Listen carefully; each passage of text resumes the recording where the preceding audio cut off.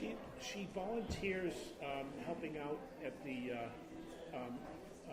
lunch times for GGCAs. I don't think she does teaching at this point, but No, when you said Susan, I thought I knew. But I don't. You know who Same way. you need to write a book on it. No way. so much of that is about insecurity. Yeah, and I think it's not something. Because I was insecurity and fear.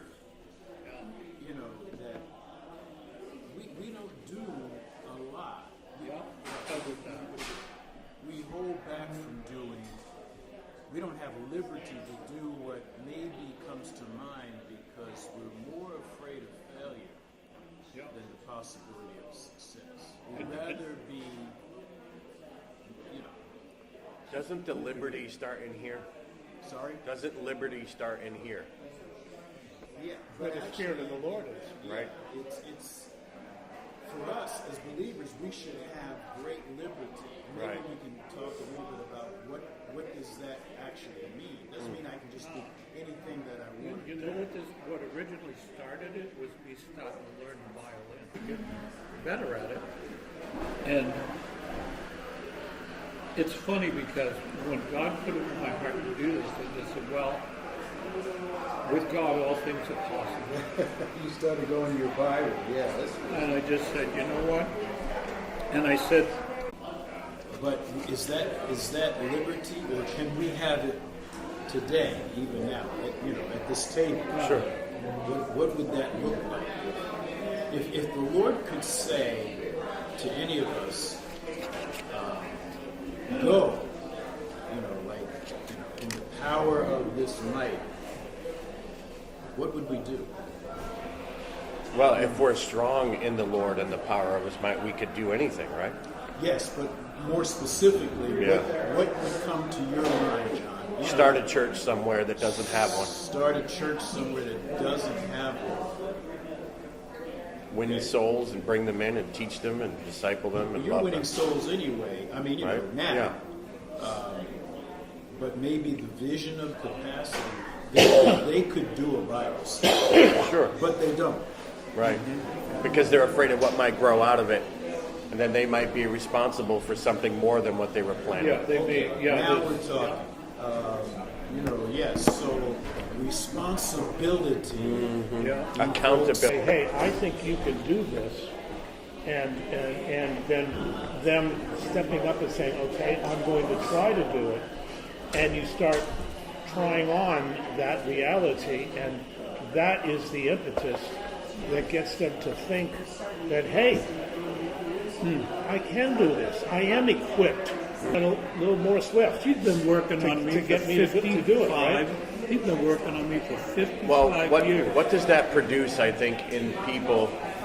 It produces a question, the what if, There's always the what right? if. The what if. What if? If it's what if God goes before me, then anything can happen, right? But what if contradicts faith? The- Because if I'm trusting in Him, Well, yes. then the what if doesn't matter. It's like if you step off the boat, well, Yeah. what if it doesn't work? I might drown. Then He's got another provision. It may not be that serious. But I'm just saying, There's come that lady through.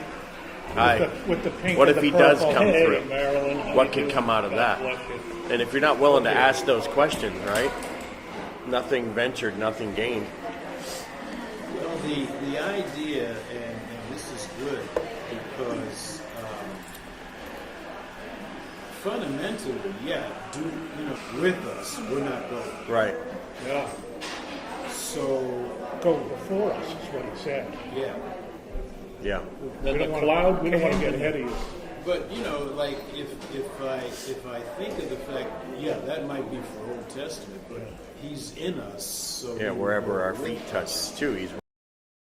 But the idea that to define what would be the outcome and who would determine that to be success Yeah, right. or failure. Sure. Fundamentally, we are to walk by faith. So if that's, Well, then the results are up to God. The adventure is the part, isn't it, though? Sorry? The adventure is the part. Let's try something. Let's try anything. Let's see what God does. Yeah. I think we've lost a lot of that adventure. By what mean? By on yes, I agree. What stole my adventure? Oh, right. Well, obviously, probably failure. Hey, how are you, John? Good to meet you. Hey, sir. Good to see you. Really well? It's Excellent. interesting. You're going to sit down here. I got to make a slight adjustment.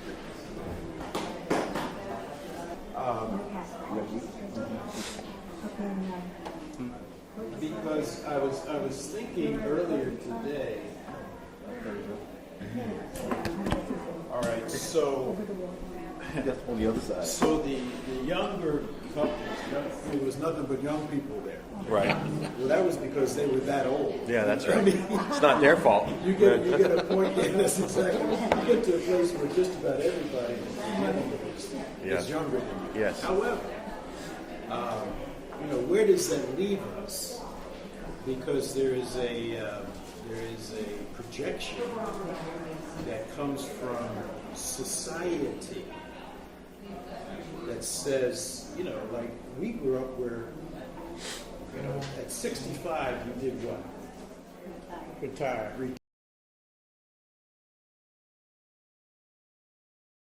Yeah, that's true. I'm going fishing. But the idea, that's right. Like you ceased from your profession, your occupation, your whatever you want to do. Whatever you were doing X number of years, 20 years, 30 years, and you're looking for the gold watch. Now that concept is in us. I don't think it's in my son's frame of reference. Because he's already been through 3, they just weren't durable. They weren't good for 30 years, okay? Because, and it was directed towards, it was Purdue University was directing this advertisement to those who were maybe in their late 40s, early 50s. And about, the comeback, I'm coming back. Well, basically, yes, but you had to get trained because what you had previously was no longer applicable. And people find that their skills are no longer marketable. And well, anyway, so that's aside from us because on what level does that 65, complete, what did you say? Full retirement. Is that part of my framework? Do I think that way? Spiritually, no. We've been brought up not to. No, I know. Spiritually, it's not even in the Bible. Yes. We do. We do. I remember a guy saying, leave it up to the young people. I said, what do you mean by that? Well, I did my deal. What do you mean by that? Well, I contributed to society. I was a missionary 30 years ago, 20 years ago. I did my. Do we ever retire from being grandparents, no matter how old we get? I'm sorry, what was the first Do we part? ever retire from being grandparents, no matter how old we get? You know what the transition was for me? Is that I was a parent and all my kids, empty nest out Right? the house. Yeah. Huh? Right. But if Now a grandparent. Which So is I better. have to learn what that is because Right. I don't know necessarily, like, what do? You wake up and just say that, I'm a grandparent. Well, no, it's like marriage, So, you're married? Yes. Well, at the wedding, this is not a time I'm kidding. for I'm confession. kidding. I'm just kidding. But in any case, but the deal is that Father and Son. I'm sorry. all of us had to learn, and it's the same with Christianity. It's Yeah. the same with faith. We've got to learn how to walk by faith and not by sight. Now, Pastor, you're absolutely correct. It's not in. If I'm thinking spiritually, then retirement is when the rapture or I go home to be with the Lord. It's like till the last drop. Okay, understood. But there is again the reality of the imposition or the pressure or the language or the mindset that says, you're 60, you're 65. Oh yeah, well, you're all washed out. No. You know, you're done. Meaning you don't have like you used to have. Relevance, perhaps. Huh? There we go. And yes, that's a. But the Bible actually tells me that a hoary head with wisdom is something to be paying attention to. Sure. And so there is an incredible investment that's been already made in our lives, both doctrinally and experientially, that we could speak a word of wisdom to someone, and I just say, like that's amazing, because I can think back on a senior and they were speaking and I was paying attention. Now I could have just said, "Oh, they're old fogies," or they don't know. And that's what youth thinks. Sure. Youth position where it says, like I know everything. Well, is there ever a time where I would say, I'm too old, I can't help you? No, I would say, Yeah. come on over here, let's sit down and let's figure this thing out. Let's talk about it, because I've done what you're thinking about doing 100 times, and I know how that ends. Yes. Let's talk about that. Yes. Let's talk about that. I would take it even one step further and not wait for them to come to me. I need to step into Stay involved, yeah, their right. Get in world. their space. And sometimes that means getting down on the floor and then asking them to help me to get up. Well, that's where we started. Yeah. Major landmarks where we made choices that, we're just like the young person. We might look older, but we still have the same feelings, the same hurts, the same desires, the same expectations and all those things. But it's like I've noticed when I go to Edgewood, there are some people that really look at me like I'm elderly. And they look at me, they look at wisdom. They look at the wisdom, and it's really encouraged me. A little bit. I think that it shows. Well, one day they're going to be like me. Yeah. But they don't think that. As a think, young person, you don't think that. I don't know, because I remember the people that came from Maine to Lenox, the older people.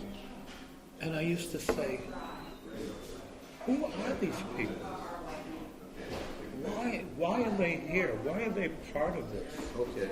And I realized there was a maturity in their life that was beyond their experience, natural experience. It was like a choice to go after God because a man spoke a vision and they were part of it. They wanted to be part of it. Mark Twain made a comment about he was struggling as a teenager with his father at 16 years old, and he said, he was coming to the conclusion that my father knows nothing. And then he said, when I got to be 21, I was amazed at how much my father had learned in that period of time. Right. 2 lifetimes worth of wisdom. How much he's learned.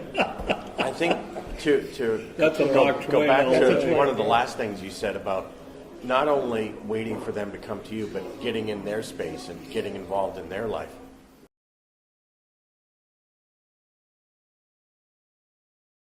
What you're doing is you're speaking life into people, right?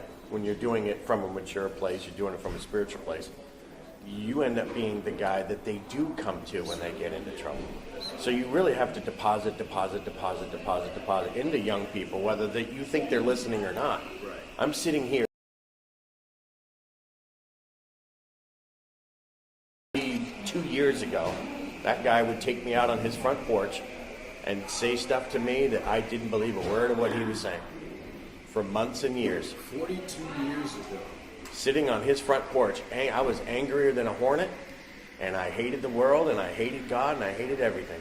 And he would pull me alongside, and he would tell me that God was in complete control of my life. It was more like 48 years. Oh, He was come on, don't tell everybody. But I just want to know then, how old does that make you? He's an old guy. But that makes me an old guy. But the point is These that... gray hairs are not for Well, the recent other form. side of it is that the Word of God did not return void. No, that's right. He I mean, was it's putting not it that in, you putting just, it in. You know, you buddied up. And it was because he was constantly putting it in. And 40 years later, we still have that relationship. Go and do likewise. You know, and not because, you know, he was the pastor and you were, Yeah, no. I wasn't a pastor at the time. No, he wasn't. But he certainly loved me enough to invest truth into my life and to speak life into me. It wasn't just words.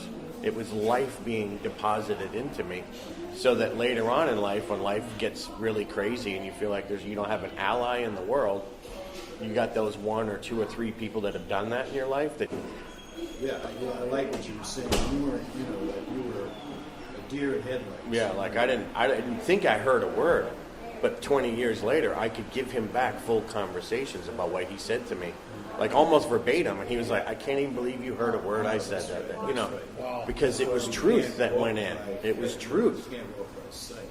So How when, many years did it take before you got saved from his initial investment? He's still wondering. I'm not so sure I've gotten there yet, but He's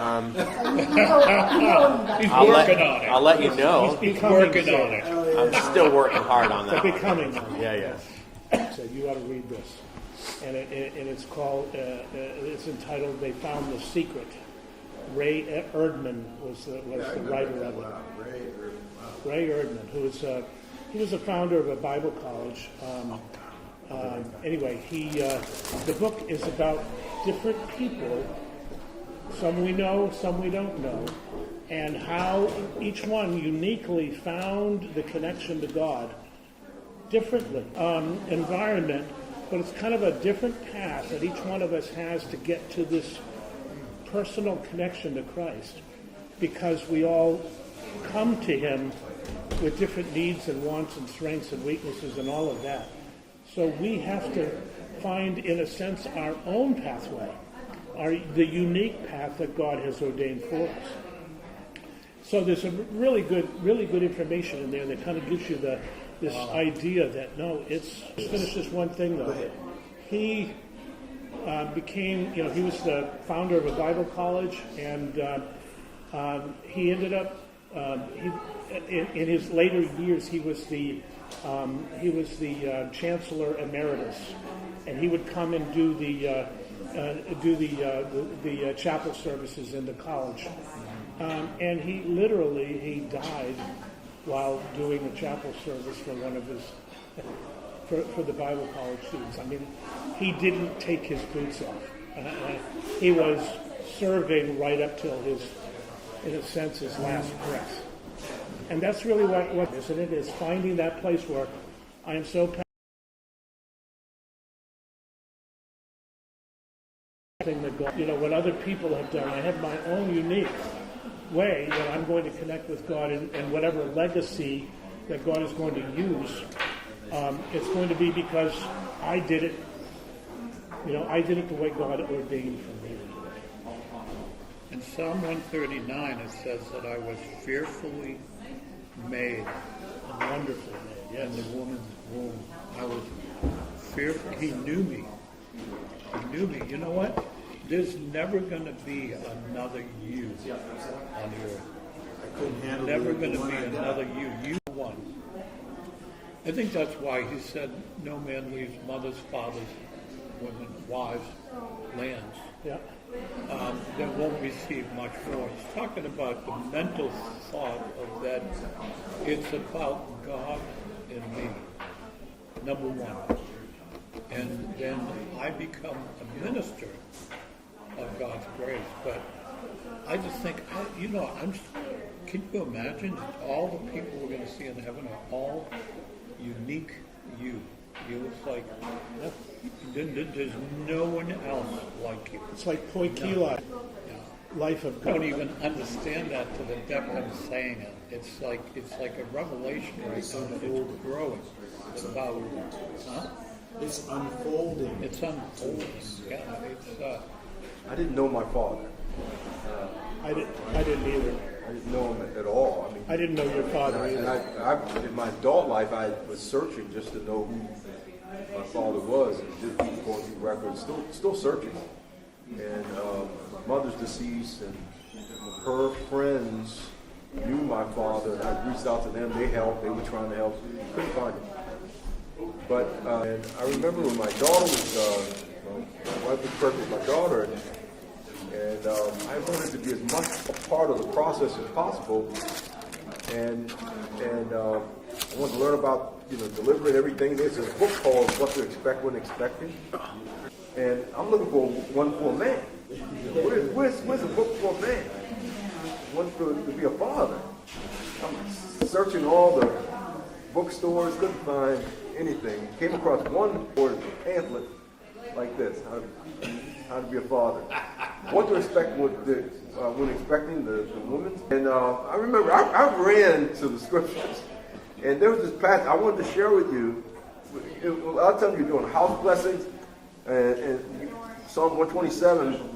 But I remember this one, in the hand of a warrior, the son born in one's youth, that we are to recognize the value of our children and to guide them. I learned that parenting, and now that my children are adults, I've learned parenting doesn't stop. thank you. It just changes.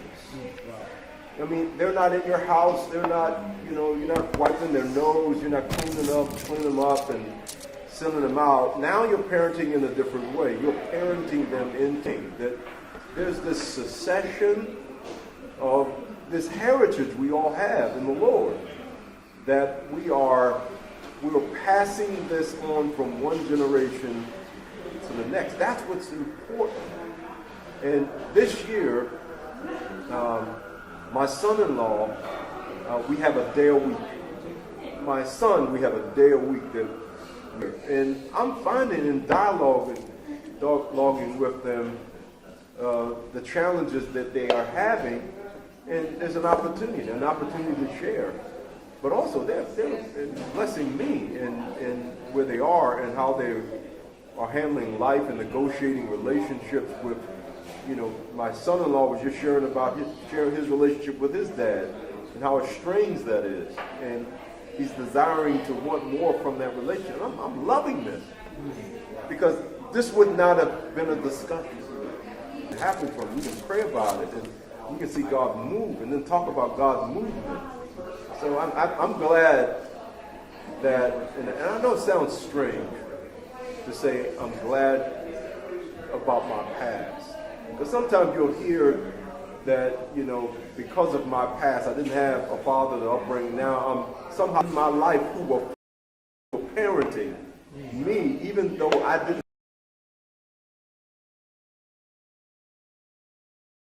So that I still had the needed understanding that I needed to look to my Heavenly Father and be guided, that I'm handling. My daughter went to college. She went to the University of Delaware. And it was rough. I mean, that was probably the roughest time deal for me. Yeah.